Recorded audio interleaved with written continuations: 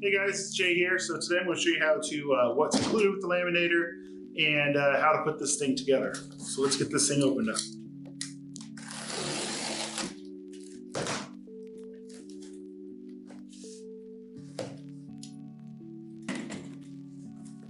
All right, so we get the bar,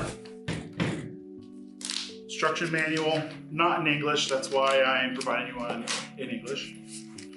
Well, not an actual manual, but the video. These, I'll explain what they are in just a moment. You should have 4 of these. The plug,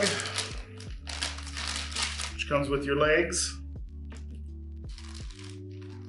I'll explain what these are in a moment.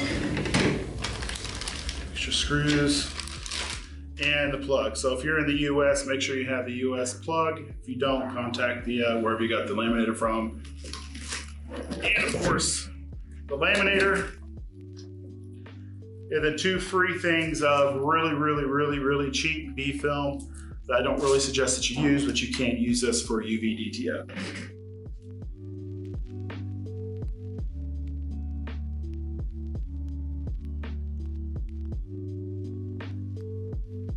All right, so let's go ahead and open up our laminator.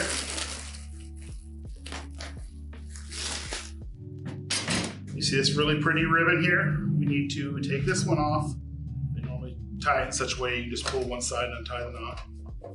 That is trash. But at least it's really pretty with a bow, right?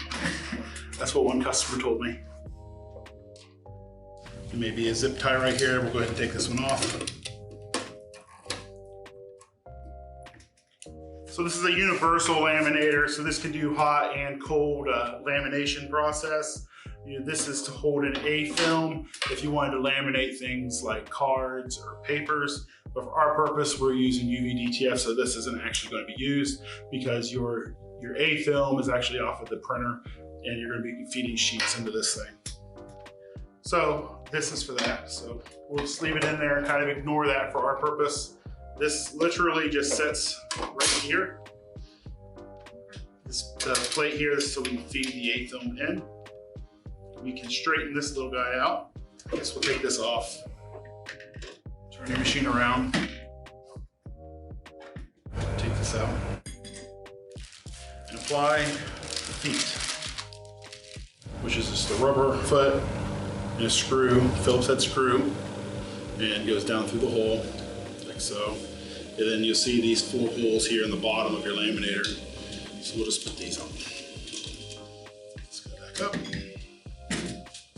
So now we have these. So these are the holders that are going to hold your B film.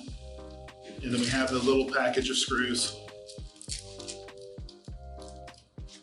And then this, you'll see the 3 holes here that we'll screw them on this side. And then they have a mirror inside on this side. It doesn't matter if this one goes on this side or this side.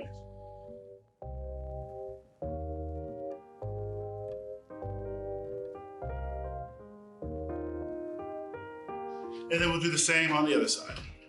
So those are all attached. Like I said, you really use this one, at least I don't. All right, so now it's time to add the B film. You should have a nice blue roll of B film like this. We have these in 50 millimeters with a 1-inch tube or 100 millimeters with a 3-inch tube. Normally you'd have a B film with a 3-inch tube. The outer side of this blue connector here will actually fit around a 3-inch tube. There are 1-inch tube B films that'll connect down here. So this particular one is 1 inch, so it's going to go in here like this. And that's how those will connect.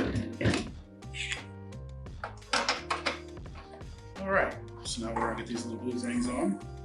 Make sure this isn't gonna bump up against our locks or anything like that, because it's gonna spin freely here. Get over here about as close as we can, and then torque that.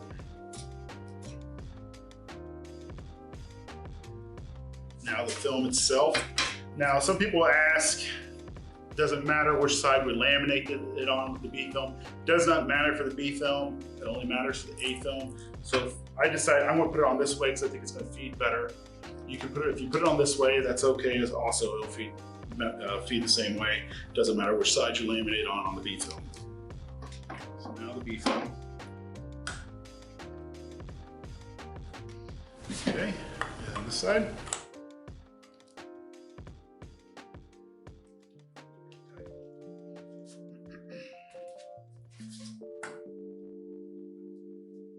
So I push down on the concrete to get that in there really good, to push down into the roll.